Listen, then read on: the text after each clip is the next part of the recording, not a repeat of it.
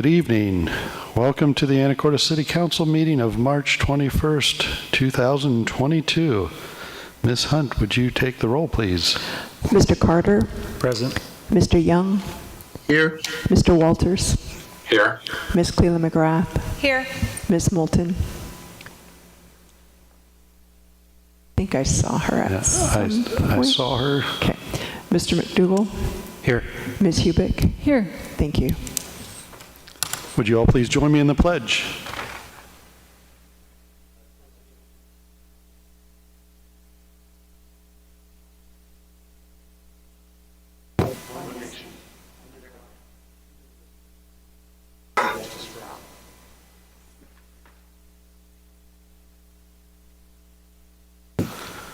Okay, just one quick COVID update from me. Cases and hospitalization rates continue to trend downward. It's a good thing. Our own island hospital has 2 patients in-house with COVID, although they report that it's not necessarily for just COVID, as they may have comorbidities. So just 2 at Island Hospital. And then just a reminder that in healthcare settings, masks are still required. Okay, other announcements and committee reports. 3A, Housing Affordability and Community Services Committee. Mayor Miller. Mr. Walters. The Housing Affordability and Community Services Committee meeting last week was a workshop. We didn't interview anyone, as has been our usual practice lately. We talked about questions that we wanted to ask the county after their presentation, the health department's presentation to the HACS committee. And we sent them off a list of questions, basically inquiring as to where they are spending their mental health funding, their housing funding, their homelessness funding, trying to dig in with a little bit more detail and with some numbers into the presentation that they'd made to us, because we didn't get that level of detail in the presentation itself. So we sent that off, and then we also discussed what we want to see from the Habitat for Humanity project. As we've talked about a couple of times, we've talked to Habitat for Humanity. They initially came to us about leasing at a bargain basement rate a couple of city parcels in the west numbered streets. And we think that's generally a good idea, but we want to make sure that it gets,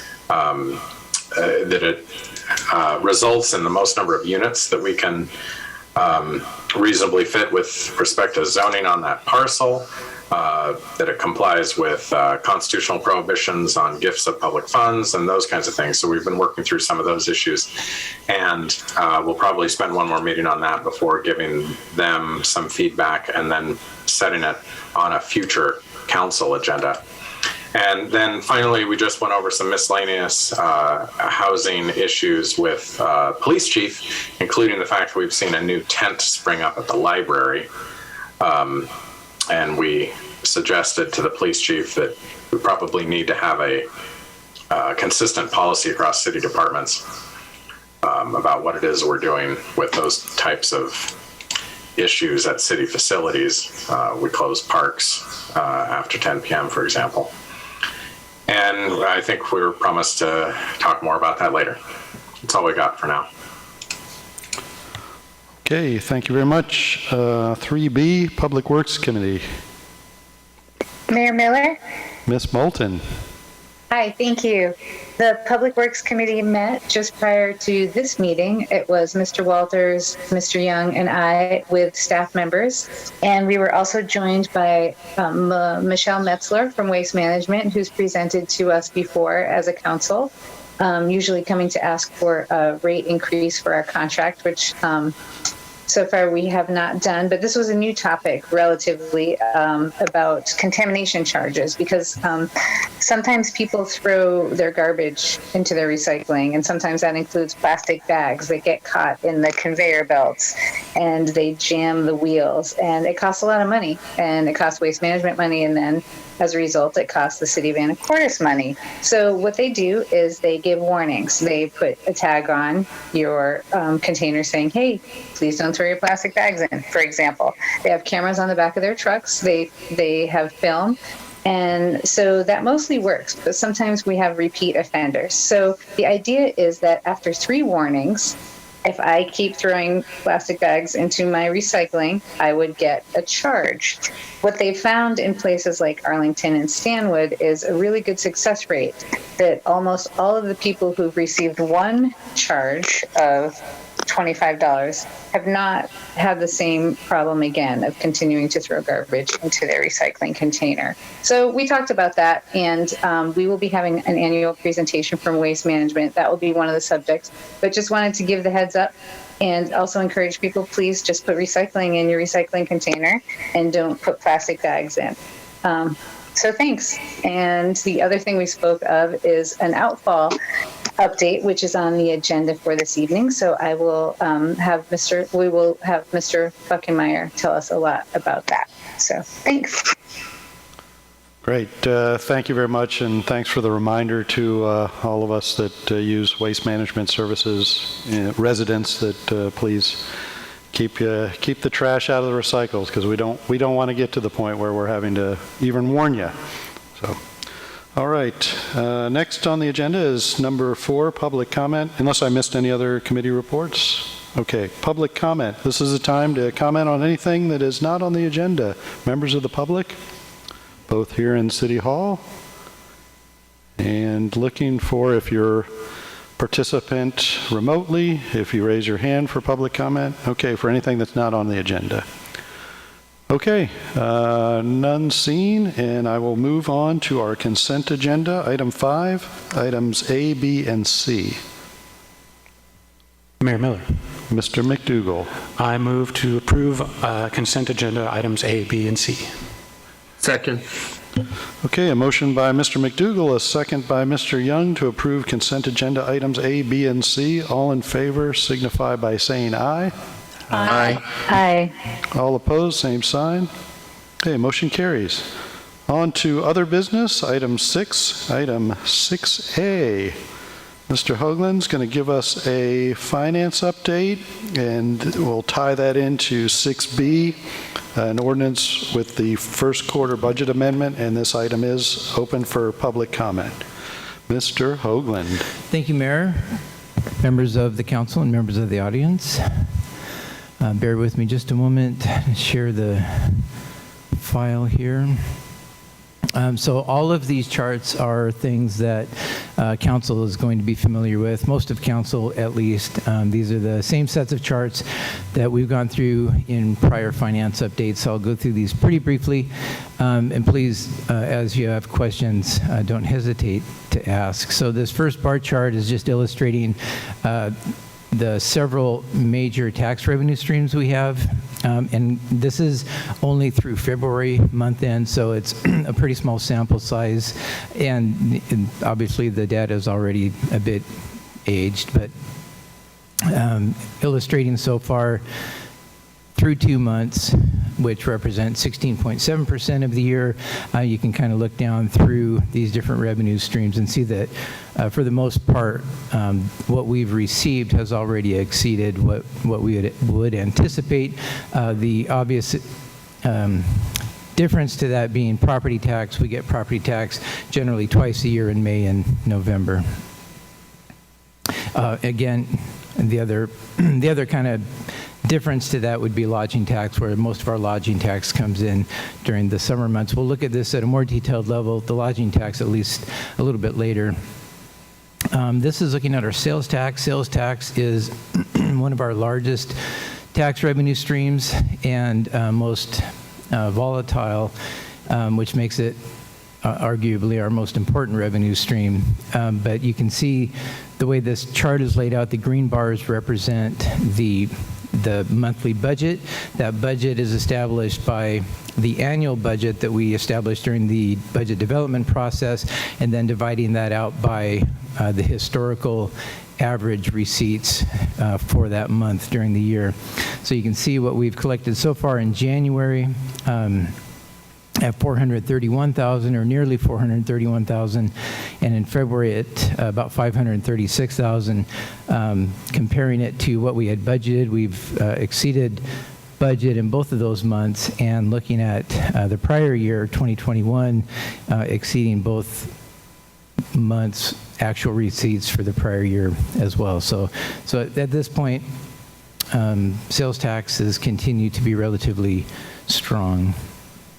This is a look at the sales tax trend by year. You can see this first line that's angling up is 2022. You can see how already compared to prior years, it's starting out at least at a pretty rapid rate. TBD sales tax, this is the Transportation Benefit District. So I have a few sales tax related charts. Obviously anything related to sales tax is going to be elevated, as we've already seen. The gray line here is from 2019. That's when we went from a vehicle license based TBD fee to the sales tax. Affordable housing, this chart will look different than what you have in your packet. I didn't update the chart to include the 2022 sales tax receipts in what I put in your packet, so I apologize for that. But again, what we're seeing so far, exceeding what we've seen in the past.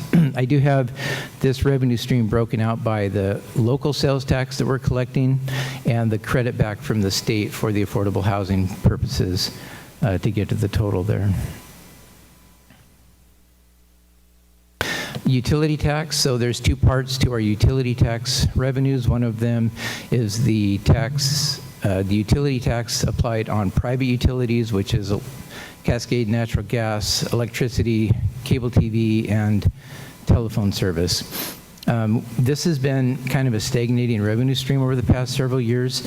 What we're seeing so far, year to date, has exceeded what we've generally seen in the recent past. So this revenue stream is kind of, so far, taken off. I think that can be attributed to thinking back to some of the cold weather we had, like December, January, both relatively cold months, and that's, yeah, we can, yeah, I will leave it at that. So private utility tax, this is looking at the trend comparatively to the last few years.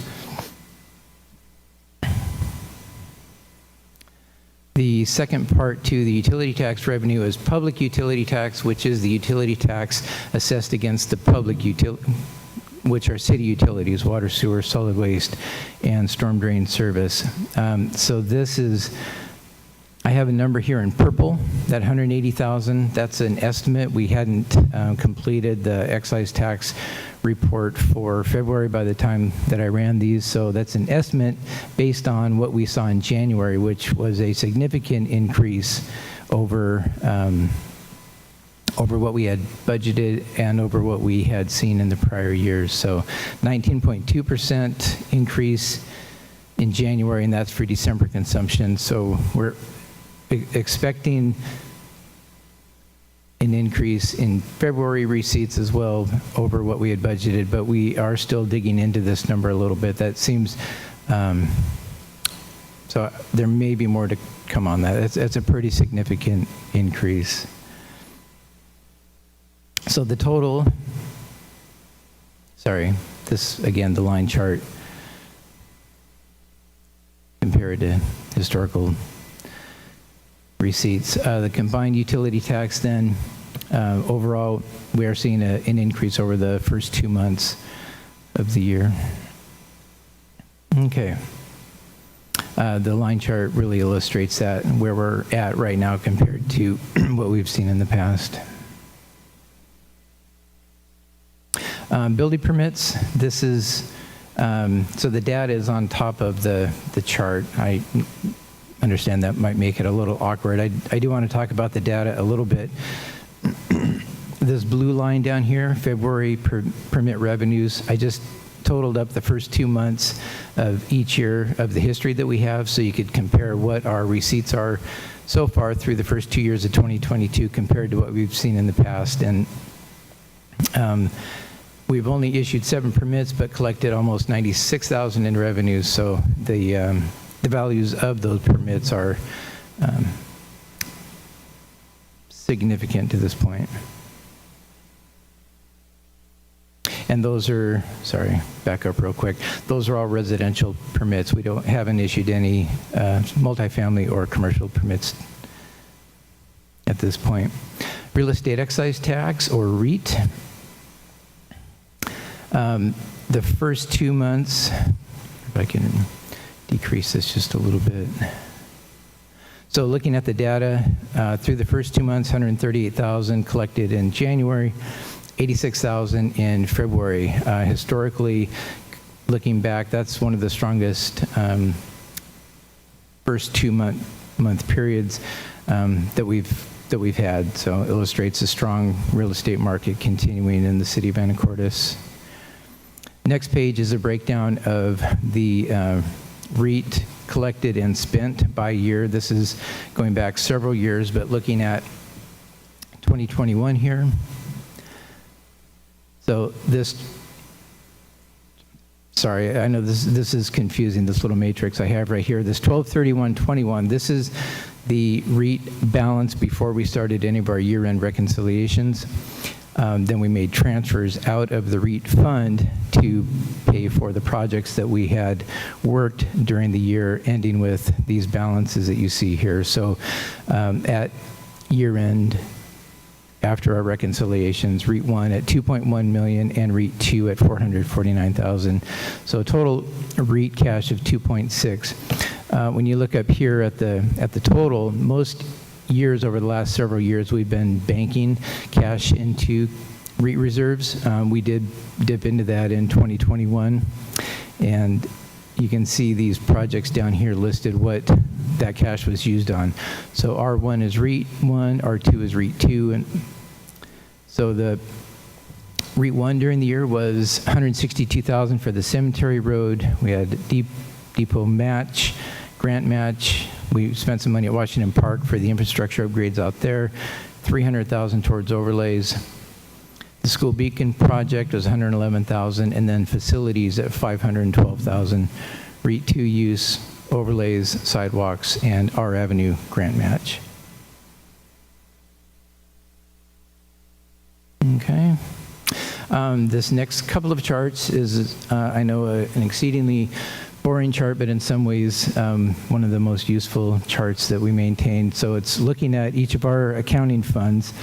They're illustrated by number and name. So 001 is the general fund. Fund 101 is Parks and Rec. The first column of numbers, 2022 adjusted budget. It's not adjusted yet. I haven't posted the adjustment that you'll see a little bit later, but both revenue and expenditure budgets versus what we've actually collected. And again, not a large sample of data yet, but I will point out in some of these funds, particularly Fund 101, 102, 103, they're largely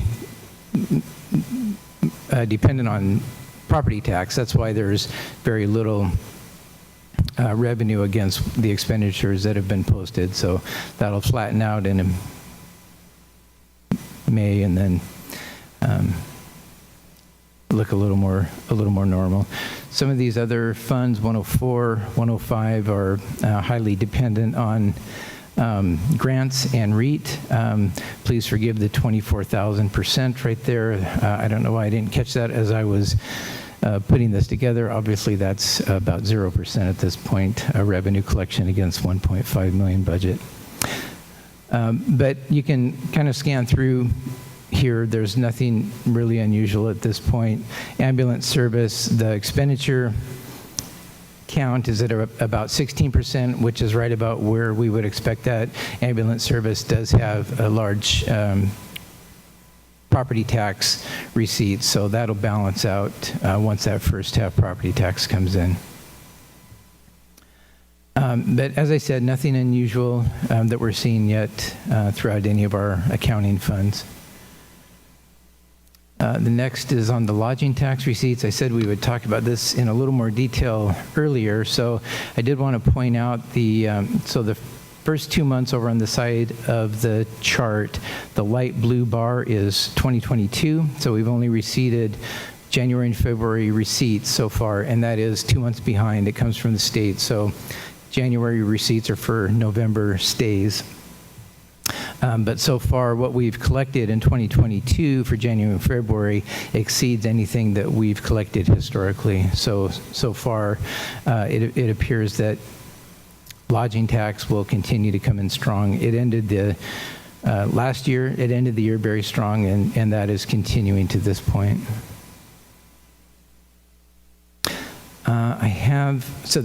There's only a couple things left, both related to impact fees.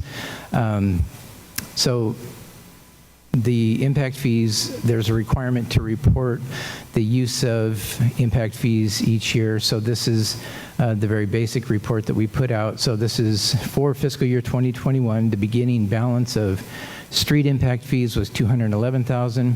We collected $328,000 during the year, spent $88,000, ended the year at $450,000. Park impact fees ending the year at $15,349. So you may remember that we used a large portion of those impact fees for the cemetery project in 2021. And in fire impact fees, we didn't use any, ending the year at nearly $292,000 in cash. So another requirement of impact fees is to track the cash that we collect by year. So the impact fees are required to be used within 10 years of collection. And I know this is a super busy chart. I'll try my best to walk through this, but this is how we track the years that we collect the cash to make sure we don't hold those revenues longer than we're supposed to. So if you look over under street impact fees, for example, so like in 2016,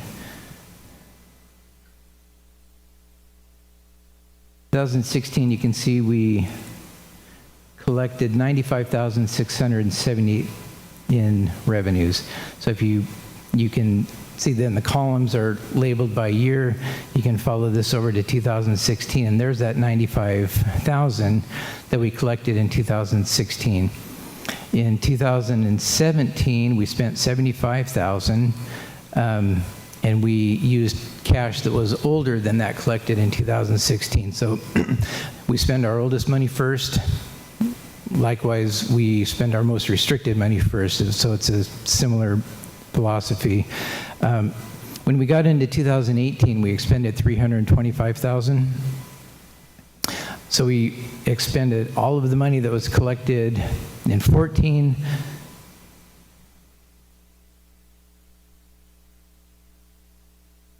You get down to the 2016 money there, the $95,000, and you can see I should have put this in an Excel format. It's a lot easier when you can see how the cells work. But I think you get the point. And that's why I color coded those so you can follow the amount of where the starting balance, what we collected, how much is spent, and then the ending balance. So in 2021, you can see we ended the year $450,000 in street impact fees. And when you drop down to the bottom here, you can see that $450,000 is made up of $122,000 left of what was collected in 2020 and $328,000 of what was collected in 2021. And I'll be happy to email this spreadsheet out to everybody so you can look through that and get a little better sense. Park impact fees, we spent spent all of what we had in the bank and most of what we collected in 2021.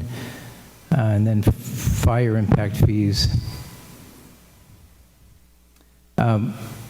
So you may remember we changed the fire impact fee ordinance. So in 2019 is when prior to 2019, all fire impact fees were required to be expended within the same year against the ladder truck. So that was changed in 2019. So it falls under the same statutes now, where it has that 10-year limitation on projects that were identified in the CFP. So a lot of data went through, I know, a little bit rapidly, but I'd be happy to answer any questions if anybody has any questions on any of that. So I'm surprised on council, any questions? Because the question I asked, are you sure those sales tax receipt numbers are correct? Yeah, that's a great question. So We have a little more visibility on sales tax than we do some of the other revenue streams. And get back up to And that. Sure. as you're looking at those, you remember that those are 2 months, we receive those back from the state 2 months after the fact. Yes, exactly.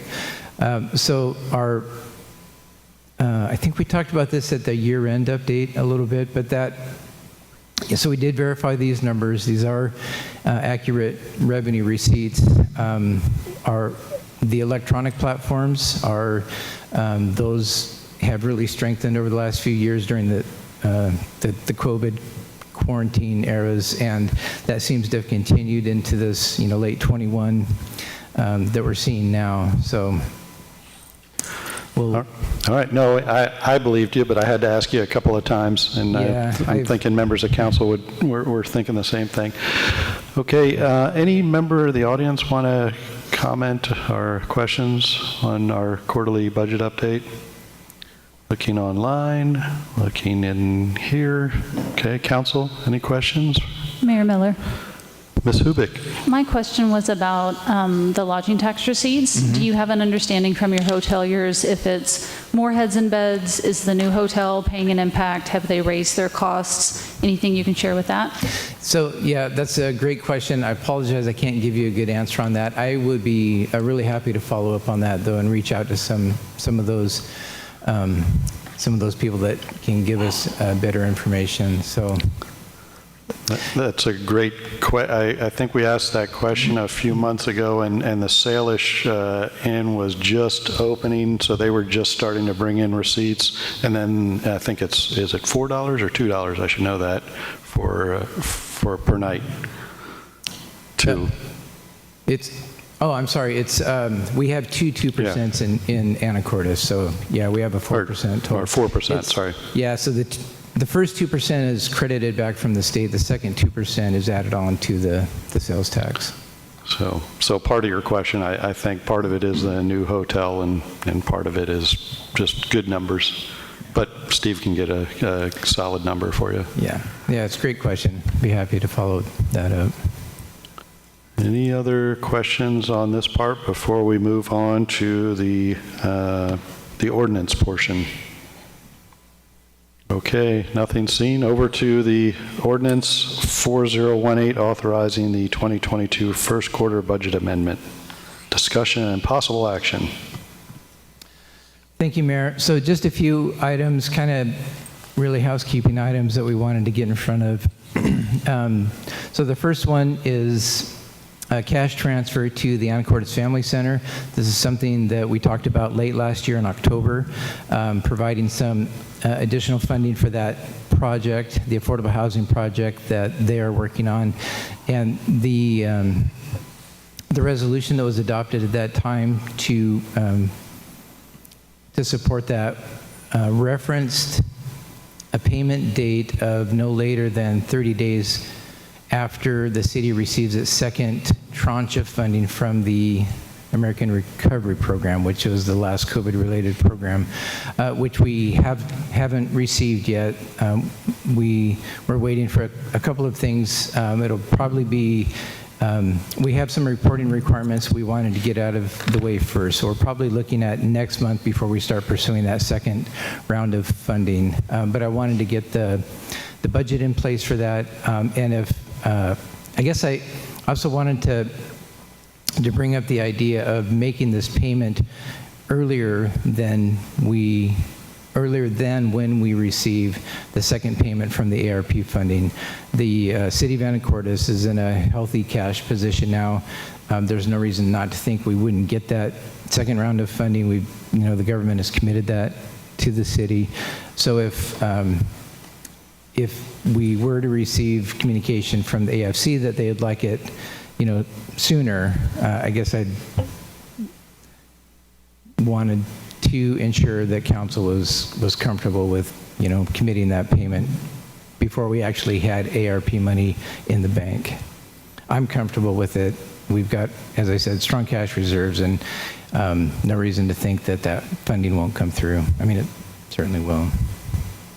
The second line item here in the budget amendment is $7,500 for this second half of the EDASC dues from 2021. That invoice came in after our cutoff period, so it's kind of housekeeping to make that payment. The cash is still there because it didn't go out during last year. The next item here is the 32nd and M roundabout, or intersection improvements. We have $50,000 in the budget this year. That was supposed to be for, continued design and just keeping the program going. The grant funding that we had anticipated to be available in 2023 was accelerated to be available in the current year.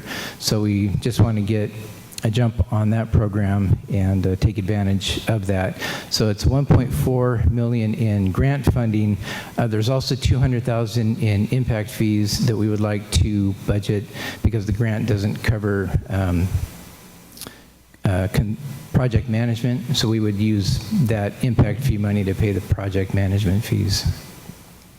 The last part here is $200,000. This is just the effect of double entry accounting, the $200,000 out of the impact fee fund into the road fund. So just the other side of this accounting transaction. So that's it, just a few items. Be happy to answer any questions you might have on any of that. Okay, again, available, open for public comment. Our attendee online, and anybody here in the audience. Okay, council, any questions for Mr. Hoagland? Mayor Miller. Mr. Walters. In response to Mr. Hoagland's question, I don't have a problem with transferring the money to AFC that we've pledged to them in advance. I do think that there have been some discussions in Congress about clawing back some of the money that was going to the states. I don't know if that also applies to us, but also those don't seem to be going anywhere for the moment.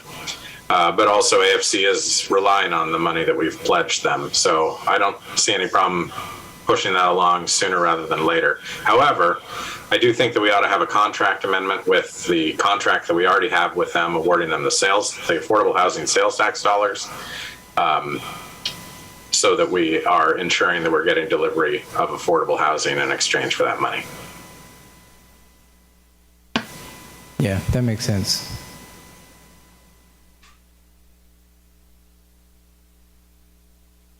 Any other questions for Mr. Hoagland? Mayor Miller? Ms. Moulton? Thanks. I would concur with Mr. Walters on those 2 points. Mayor Miller? Mr. Young? I'm also in agreement. So unless there's any other discussion, I move to approve ordinance, I think it's 4018, adopting the first quarter budget amendment. Second? Okay, I have a motion by Mr. Young, a second by Ms. Moulton to adopt ordinance 4010 authorizing the 2022 first quarter budget amendment. Ms. Hunt, would you take the vote, please? Mr. Young? Yes. Mr. Walters? Yes. Ms. Cleland McGrath? Yes. Ms. Moulton? Yes. Mr. McDougall? Yes. Ms. Hubick? Yes. Mr. Carter? Yes. Motion carries. Okay, thank you. Our third item 6C, contract award, wastewater treatment plant outfall relocation upland phase. And you're probably all wondering why there is not a contract here to look at tonight. So we have Mr. Buckemeyer here to explain why we do not have a contract to show you this evening. Thank you, Mayor and Council and members of the audience. So this, it pays to stay nimble on these kind of things. So we opened the upland bids on last Thursday, on the 16th. There were 3 bidders that attended the mandatory pre-bid conference, so we knew there was a potential of three bidders. However, we only received one proposal from IMCO, and they're a reputable company. They've done a lot of work for us. They built our water treatment plant. They did the award-winning Clearwell and Raw Water project that were getting awards. It's a great company. However, their proposal was $10.6 million. Our engineer's estimate, perhaps a bit dated, but it's the latest one we had, was a little over $5 million. So an order of magnitude there, twice as much as we thought it was going to be. So due to that large difference, FEMA has told us they want to take it up their food chain, whatever it's called, to something called the CRC, Consolidated Resources Committee, and get an approval from them before before they recommend that we award the bid. Otherwise, we may be stuck for the project if they don't concur. So they have agreed to get us an answer by April 4th, which is, if I use the word extreme, probably not good enough, but extremely fast turnaround on FEMA's part. The local folks here realize how important this is to us, and they've agreed to tell the CRC, inform the CRC that this is, which is in Sacramento, I think, or something, that this is the #1 project in FEMA Region 10 to get some clarity on, so that we can continue to move forward. So I'm asking for a 2-week delay on this. There's good news. Last week, earlier this week, I can't remember, relatively recently, President Biden signed into, I'm not even going to attempt to tell you what the proclamation or whatever thing was, but the end result of that was that FEMA funding now went from 75% to 90% on this project. So when we do get this off and running, our match will be now 5%, not 12.5%. So that's, if you think about it in magnitudes, if this is a $20 million project, our match would be $1 million, not significantly more than that. So, yeah. I gave a very detailed explanation to this to both Mayor Miller and the Public Works Committee earlier, but if there's any questions, I'll be happy to answer.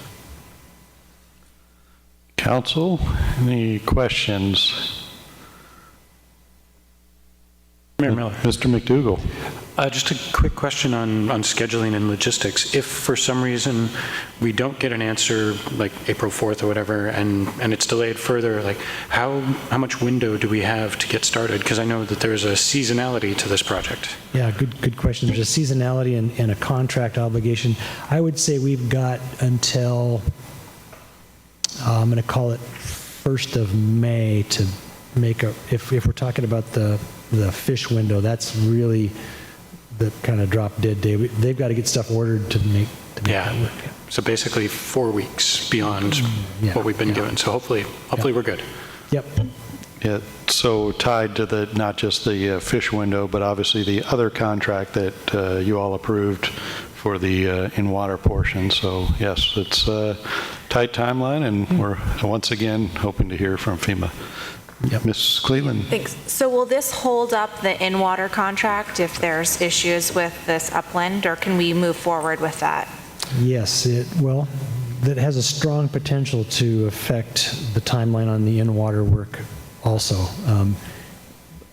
Unless there's a strong guarantee that this will be funded, I would not feel comfortable putting the in-water work in and then not having something to hook it up to. Okay. Well, and so then the next question is, do you have any sense if FEMA will say yay or nay, or ask for more information, or I'm sure you don't know, but this is actually good. Now you're living my weekend. This is good. Saturday morning. I don't know. I can tell you that our local FEMA representative is a strongly on Team Anacortes, understands the complexities of the project, and is, lack of a better word, going to bat for us in Sacramento. So, yeah. I guess my question is, are we concerned that they're going to come back and say we need a second or third bid to justify it? Is there any talk of that, or there certainly could be. There isn't any talk of that yet. We followed a process that FEMA approved, the process. Nobody imagined it would be quite this big of a spread, but remember, we're going with RCW allows us to waive competitive bidding, but we're going with a hybrid of that where it's cost and technical proposals combined into a score.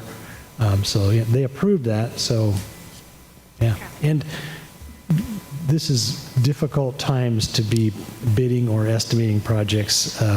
Supply chain, fuel cost, the material cost. It's yeah. Any other questions? All right. Anything else?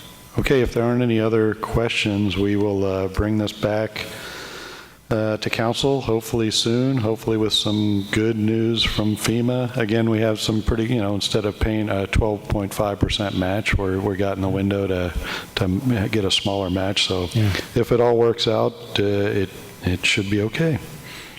Okay. Thank you. There is no other business pending before the council. With that, I will adjourn the meeting. Thank you.